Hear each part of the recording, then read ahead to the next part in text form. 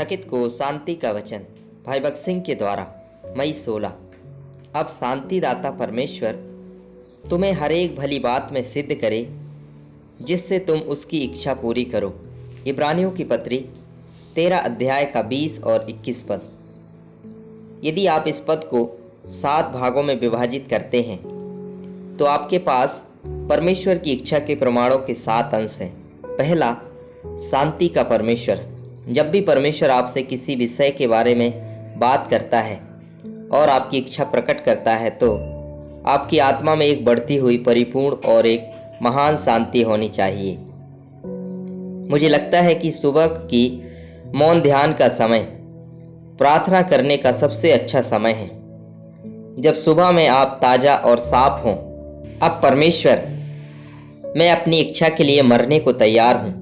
मैं आपकी इच्छा के लिए खुद को सौंप देता हूँ। मुझे आपकी इच्छा दिखाओ और मैं आपकी आज्ञा मानूंगा और आनंद से ऐसा करूंगा। दूसरा, जो मरे हुओं में से फिर से लाया गया, यह उसके पुनरुत्थान की शक्ति है। जब आप परमेश्वर की इच्छा में होते हैं तो पुनरुत्थान की शक्ति बहुतायत से और पूरी तरह से आप में और आपके द्वारा से प्रकट होनी चाहिए। आपको विश्वास से कहना होगा, मुझे ऐसी कोई योजना बनाने की अनुमति ना दें जो मेरे जीवन में आपकी शक्ति को कम करे।